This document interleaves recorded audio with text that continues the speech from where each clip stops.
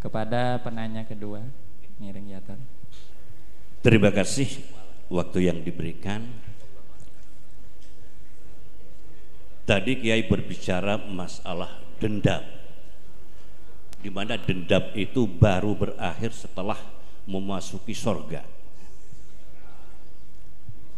Nah, di sini yang perlu saya tanyakan, intinya saja, klausul apa saja yang sekiranya endingnya itu akan bisa menempuh daripada sorga, dimana kalau sudah di sorga dendam itu sudah tiada.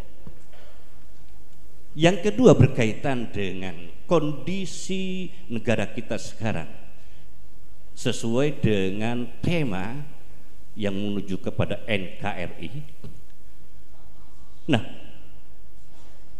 menurut saya yang tak punya ilmu ini, apa yang disampaikan oleh Kiai tadi itu tidak on the track.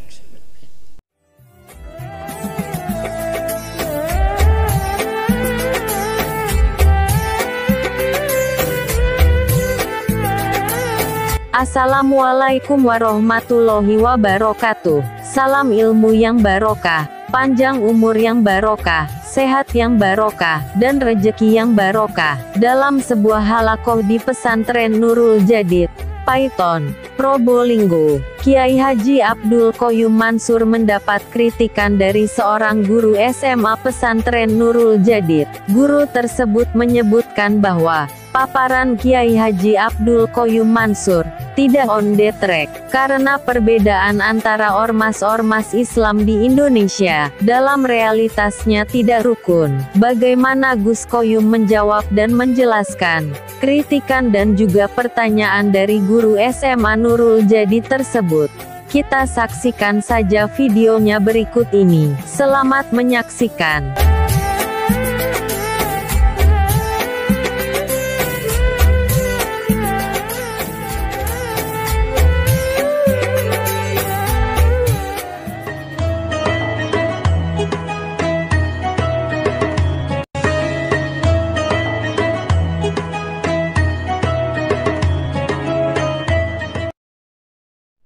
Kepada penanya kedua, miring Yator.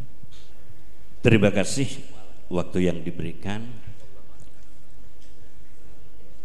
Tadi Kiai berbicara masalah dendam, di mana dendam itu baru berakhir setelah memasuki sorga. Nah, di sini yang perlu saya tanyakan, intinya saja, klausul apa saja yang sekiranya endingnya itu akan bisa menempuh daripada sorga, dimana kalau sudah di sorga dendam itu sudah tiada. Yang kedua berkaitan dengan kondisi negara kita sekarang sesuai dengan tema yang menuju kepada NKRI. Nah, menurut saya yang tak punya ilmu ini, apa yang disampaikan oleh Kiai tadi itu tidak on the track.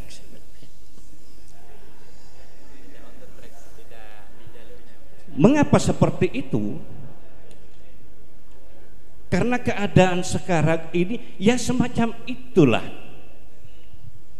NU bermusuhan sesama NU dan segala macam itu, saling bermusuhan antar segolongan, apalagi antar golongan. Di mana letak toleransi? Di sini yang mendampakkan kita itu adalah harus toleran kepada segala perbedaan. Terima kasih. Bapak dari Bapak. Saya Bapak Ubed dari SMA, guru SMA Nurul Jadid. Terima kasih. Alhamdulillah. Masya Allah. Alhamdulillah, saya jawab dulu. terkait dengan tema. Maaf Pak Ubed, alhamdulillah pertanyaannya sangat bagus. Saya apresiasi sekali pertanyaan beliau. Dan mungkin Pak Ubed kami tambahkan ini karena ini forumnya adalah thariqah. Jadi peserta ini semua thariqah. Jadi maka paparan prolog itu harus terhubung dengan thariqah. Prolognya harus terhubung dengan tasawuf, substansinya tasawuf dulu. Nah, baru kita paparan sesuai dengan tema. Karena peserta ini hak dulunya waktu menghubungi kami pertama itu memang dari kalangan thariqah. Jadi minta dijelaskan bagaimana hidup damai itu tidak ada dendam, husnul khotimah, ukhuwah persaudaraan, pendekatan dengan spiritual tasawuf. Maka kami harus membangun dulu teori-teori tasawufnya dulu sesuai dengan penyelenggara dan tema yang pertama, begitu. Nah, pertanyaan dari Pak Ubed tadi mengenai dendam di surga, begini maksud saya. Dendam itu secara seluruhnya, secara makro ada dua Pak, dendam yang mikro dan dendam yang makro. Dendam yang berskala kecil, mikro, seperti dendamnya satu orang kepada satu orang, seorang anak dendam kepada ayahnya, seorang saudara dendam dengan saudaranya, itu dendam yang mikro. Kemudian ada dendam yang makro, memang asobiyah, fanatisme dari satu golongan dendam pada golongan yang lain, itu dendamnya makro, lebih besar. Baik mikro maupun makro, dendam ini terus ada. Kenapa? Desainnya Allah Subhanahu wa Ta'ala. Potensi antagonis itu Pak Ubed, potensi apa? Antagonis, ya. Potensi antagonis itu ada sejak manusia turun ke bumi. Ihbitu ba'dukum li ba'din adun. Ihbitu, turunlah dari langit ke bumi, ba'dukum li ba'din adun, satu sama lain adalah pendendam. Nah, satu sama lain bermusuhan, ba'dukum li ba'din adun. Jadi potensi adawah, permusuhan itu muncul sejak adanya manusia ke bumi. Maka yang terjadi, Bapak hadirin yang saya hormati, dalam ilmu kriminologi Islam, kriminal yang pertama kali terjadi itu karena dengki dan dendam. Maka terjadilah pembunuhan Qabil kepada Habil. Itu pertama kali, kriminal pertama di dunia. Belum ada kriminal yang lain. Jadi belum ada pelajaran ilmu kriminologi, pertama kali kriminal yang ada di bumi adalah pembunuhan. Nah, pembunuhan ini berakar dari permusuhan. Permusuhan berakar dari dendam. Nah, itu memang pertama manusia. Nah, dari situ terus. Kemudian manusia ditunjang dengan hormon. Manusia punya hormon. Hormon manusia itu, karena ini Bapak ini guru SMA ya, alhamdulillah. Hormon itu Pak, ada hormon yang berpotensi agresif. Anda bisa baca dalam bukunya siapa itu, dalam buku tentang puasa itu sehat, puasa sehat, buku yang berjudul tentang suatu buku ilmiah tentang puasa sehat, bahwa manusia itu punya hormon, dan hormon itu berpotensi untuk meningkatkan permusuhan. Kenapa hormon bisa meningkatkan permusuhan? Kemudian antropolog muslim namanya Ibnu Khaldun dalam bukunya Muqaddimah Ibnu Khaldun, bahwa manusia itu menumpuk hormon yang agresif karena apa? Karena banyaknya makan hewani, terlalu banyak makan daging. Maka ini kita banyaknya makan hewani. Banyaknya makan hewani itu meningkatkan hormon agresif. Hormon agresif, hormon permusuhan terus ada, tidak akan berhenti. Tidak akan berhenti itu. Nah, kemudian rehabilitas itu ada yang digagalkan oleh Allah, ada yang berhasil, ada orang yang dulunya pendendam kemudian menjadi orang yang baik, bahkan penolong pembela Rasulullah, Umar bin Khattab radhiyallahu anhu. Bahkan Abu Sufyan sendiri, musuhnya Nabi dalam perang, akhirnya menjadi mertua Nabi dan menjadi mertua Nabi dan menjadi pendukung Nabi. Bahkan saya baca lagi Ikrimah, Pak. Ikrimah itu anaknya Abu Jahal. Bayangkan, Abu Jahal itu siapa kalau bukan musuh Rasulullah? Itu terakhir adalah punya anak namanya Ikrimah. Ikrimah ini akhirnya masuk Islam dan meninggal dunia di tengah-tengah laut. Ikrimah meninggal dunia di tengah-tengah laut. Bisa Anda baca dalam Tafsir Al-Asas karya Said Hawa. Ini saya angkat Tafsir Al-Asas karya Said Hawa, saya berikan penjelasan, saya angkat tafsir ini hanya sebagai sejarah. Ini Tafsir Al-Asas itu Ikhwanul Muslimin. Nah, begini, berarti sifat manusiawi ini ditunjukkan oleh Allah Subhanahu wa taala, dendamnya itu hilang dengan hidayah. Pertama dengan hidayah. Yang kedua dengan menghilangkan mengurangi hormon agresifnya. Di antaranya apa mengurangi hormon agresif? Dengan riyadhah. Dengan riyadhah apa? Puasa. Supaya mengurangi hormon agresif, hormon pendendam dan sebagainya. Yang ketiga, ada putrinya Abu Lahab. Ini kan saya gambarkan tentang Nabi dengan musuh, Nabi dengan musuh. Putrinya Abu Lahab. Abu Lahab itu Masya Allah musuh Nabi, disebut dalam Al-Quran Tabbat yada Abi Lahab. Putrinya adalah masuk Islam.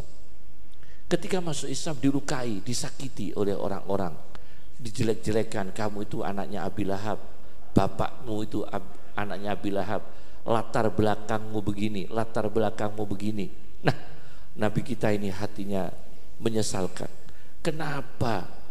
Abu Lahab anaknya ini saudara saya, famili saya, kerabat saya, yang menyakiti putrinya Abu Lahab menyakiti aku.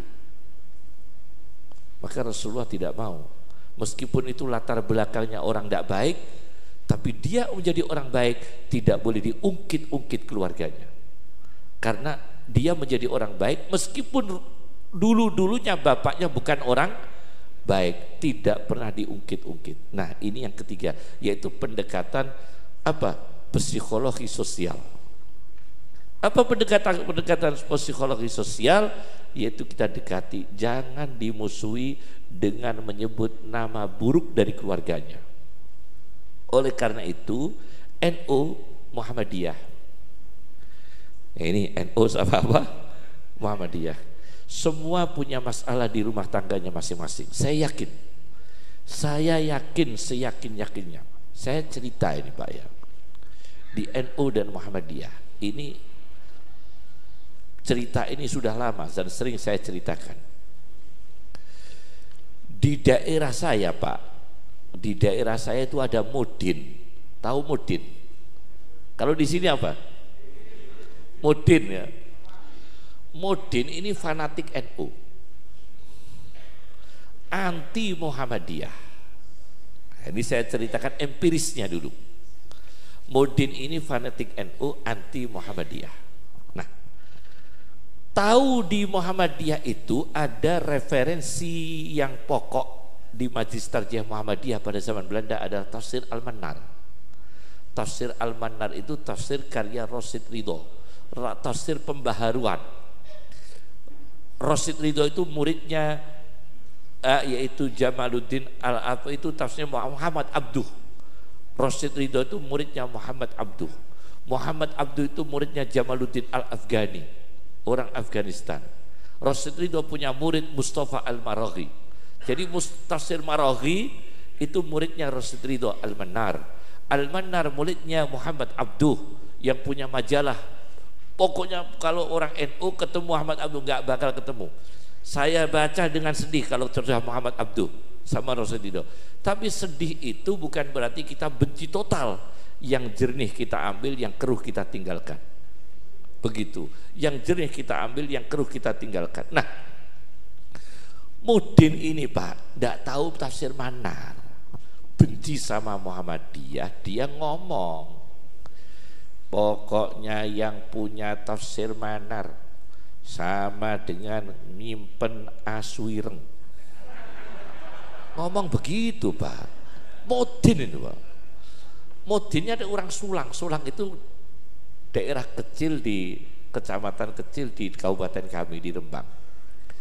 Yang punya tafsir Manar sama saja dengan menyimpan anjing hitam. Ini jelas menistakan Muhammadiyah. Ketika zaman itu yang pegang tafsir Manar adalah pengurus Muhammadiyah.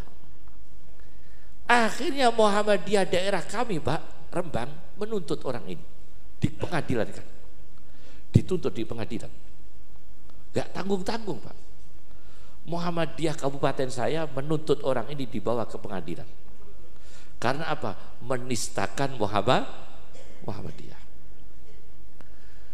Begitu dibawa ke pengadilan, Muhammadiyah Rembang ini Masya Allah melampaui batas, menghadapi modin desa, mengundang pahlawan nasional Kiai Haji Mas Mansur yang jalannya di jalan Surabaya, Jakarta, jalan KH Mansur, pahlawan kan ya, KH Mansur itu kan pahlawan, itu pernah didatangkan modin di Rembang.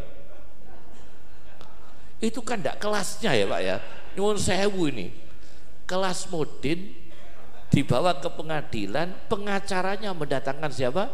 Kiai Haji Mas Mansur dari Surabaya. Dari Surabaya datang.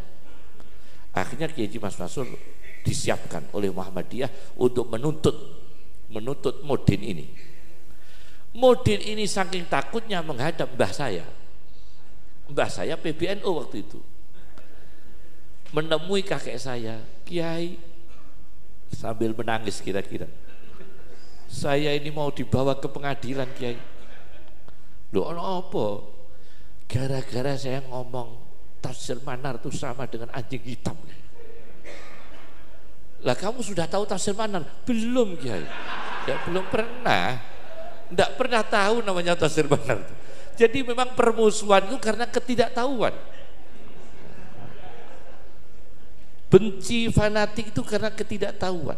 Akhirnya Masya Allah Mudin, kira-kira namanya siapa ini, Sodrun atau siapa ini kira-kira ya, Mudin. Lah terus gimana? Katanya Kiai Muhammadiyah Rembang mendatangkan Kiai Haji Mas Mansur. Oh untung itu teman saya sendiri, temannya kakek saya sendiri. Akhirnya Kiai Haji Mas Mansur dihubungi oleh kakek saya. Sudahlah, iki kelasnya Mudin, kelasnya Mudin ini. Sudahlah, Kiai Haji Mas Mansur sebelum ke pengadilan Rembang mampir ke rumah saya. Akhirnya Kiai Haji Mas Mansur dari perjalanan dari Surabaya, pahlawan beliau, orang nomor 2 setelah Kiai Haji Ahmad Dahlan, orang nomor 2 di Indonesia. Begitu datang menemui kakek saya, Mudinnya dipanggil, Din jaluk sepuro gue. Aku lah iki yo gak cocok karo tafsir Manar. Kakek saya kan begitu, gak cocok pemikirannya tafsir Manar sebagian. Tapi saya tidak pernah serta-merta mengatakan sama dengan anjing hitam. Yang keruh ya tetap kita tinggalkan, yang jernih tetap kita ambil, begitu. Meskipun kita tidak cocok, kalau ada kebaikan kita sebut. Kalau ada kebaikannya tetap kita sebut. Jangan kita tutupi. Kalau ada jernihnya kita angkat, memang itu jernih. Kalau keruh katakan keruh, jangan ada fanatisme. Nah, akhirnya sudah selesai, nggak jadi dibawa ke pengadilan. Nah, ini berarti embrionya Pak, embrio permusuhan itu pertama memang ketidaktahuan. Oleh karena itu substansi dalam tema ini adalah bagaimana NKRI ini sudah orang NU, orang Muhammadiyah, kita sendiri warga Nahdiyin, sudahlah, jangan menambah-nambah masalah permusuhan. Karena apa? Dendam itu hilang total di dunia ini nanti kalau sudah di surga. Itu total Pak, maksudnya total. Kalau per item personal ya ada, sebelum mati orang sudah tidak punya sifat dendam, itu secara personal. Tapi kalau makro total itu memang setelah masuk surga, begitu. Nah sekarang ini sudahlah, jangan menambah masalah, karena kadang-kadang sama-sama tidak tahu.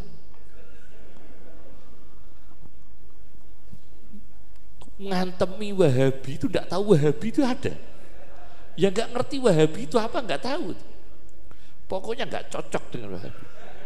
Ngantemi NU nggak tahu NU itu apa, nggak tahu. Ngantemi NU nggak tahu dalamnya NU juga nggak benar. Juga nggak benar karena semua ini perlu kita bimbing semua.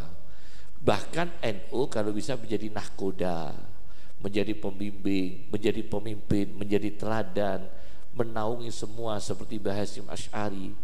Karena Mbah Hasyim Asy'ari ini, maaf, karena ini Mbah Hasyim Asy'ari kan cuma difigurkan dalam organisasi, tapi pemikirannya tidak langsung substansi diajarkan sampai sekarang, terutama Bukhari Muslimnya.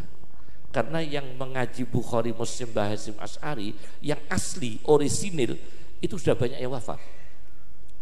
Alhamdulillah saya termasuk dari sekian generasi sekarang yang punya kata per kata dua kitab itu Sahih Bukhari awal sampai akhir selesai saya dari Mbah Hasyim Asy'ari. Karena saya diprivat oleh ayah saya. Pemikiran Mbah Hasyim Asy'ari, Bukhari Muslim dari awal sampai akhir selesai, dan seluruh pemikiran-pemikiran beliau, bagaimana kalau beliau mensikapi, memaknai hadis, mentafsirkan interpretasinya bagaimana, itu jelas sekali. Nah, sekarang generasi itu kan jarang. Karena apa? Saya tidak menafikan ulama yang lain, tidak begitu. Ulama punya spesifik sendiri-sendiri, punya keahlian sendiri-sendiri, tapi dalam memaknai sirah Nabi ketika aplikasi dalam kehidupan tidak seperti Mbah Hasyim Asy'ari. Karena Mbah Hasyim Asy'ari punya kehebatan dalam bidang aplikasi hadis, mengaktualkan sunnah Nabi, mengaktualkan kehidupan Nabi. Bagaimana damai itu, bagaimana menyantuni orang, bagaimana bersaudara itu, bagaimana ukhuwah itu, bagaimana bersatu, bagaimana termasuk membela NKRI itu, bagaimana itu beliau mengaktualkan langsung dari sunnah Nabi. Saya ambilkan contoh, Pak. Ini tentang sunnah Rasul. Anaknya Mbah Hasyim Asy'ari itu pernah dipenjara di Jepang, dipenjara oleh Jepang. Kiai Haji Abdul Wahid, bapaknya Gus Dur, dipenjara oleh Jepang. Ketika dipenjara beliau dilatih, latihan, dikasih kursus oleh Jepang. Jadi Jepang itu, Pak, orang dipenjara di kursus, Pak. Dipenjara dikasih ilmu. Di Mesir itu ada penjara kitab, penjara isinya kitab, jadi kalau lulus langsung alim. Ada di Mesir, saya baca itu dari kitab Syiaru A'lamin Nubala karya Ad-Dahabi. Itu ada penjara isinya kitab semua, jadi begitu lulus dari penjara alim. Masya Allah, lulus dari penjara alim. Nah, Kiai Haji Abdul Wahid, abahnya Gus Dur, itu pernah dipenjara oleh Jepang. Bagaimana beliau mendatangkan ulama? Ini saya catat baik-baik supaya tahu ini. Bukan saya berarti ingin menafikan ulama, bukan. Yang diundang itu abahnya Hamka. Ini catat baik-baik. Pak Wahid itu di penjara Jepang. Dia ingin mendatangkan ulama, itu yang diundang abahnya Buya Hamka. Siapa abahnya Buya Hamka? Muhammadiyah. Didatangkan oleh Pak Wahid untuk memberikan pengajian. Didatangkan. Di samping lain juga mendatangkan ulama-ulama NU, tapi juga mendatangkan ulama dari golongan di luar NU, termasuk abahnya Buya Hamka. Yang mendatangkan Pak Wahid sendiri. Sampai ayatnya saya masih ingat yang diajarkan abahnya Buya Hamka kepada Pak Wahid ketika dipenjara oleh Jepang. La yaghurrannaka taqallubul ladina kafaru fil bilad. Jangan Anda tertipu, sungguh jangan tertipu dengan pelesirnya orang-orang kafir di berbagai negara. Orang kafir pengalaman di berbagai negara. Kamu jangan terbuai, kamu jangan tertipu, kamu jangan terpesona. Ambil hasanah ilmiahmu, tingkatkan ilmiahmu. Islam yang betul-betul dinamis, umat Islam yang dinamis. Jangan hanya niru ngelencernya orang kafir, tidak dapat apa-apa. Orang kafir itu ngelencer, Pak, tapi dengan riset. Mereka riset, Pak. Saya pelajari, saya ini dulu mempelajari apa itu Talmud, kitabnya orang Yahudi, Pak. Saya pernah mempelajari kitabnya orang Yahudi, Pak. Jadi orang Yahudi ini ngelancar riset bagaimana untuk menguasai dunia, hegemoni dunia. Kalau kita ngelancari bukan riset, plesir bang dongeng cerita. Iku nek sing mimpin tahlil biasanya gak bayar. Nek ngelancar itu biasanya yang mimpin tahlil biasanya gratis biasanya loh. Ya kan. Nah, ini kita begitu. Jadi jawabannya adalah Pak, bahwa dendam itu memang secara makro, secara keseluruhan, universal, itu hilang total itu kalau masih di surga. Kemudian bahwa di negara kita ini sudah saya contohkan tadi bagaimana hubungan antara NU Muhammadiyah dan Muslim secara Muslim, dan saya sudah kabarkan sejarah-sejarah secara empiris begitu.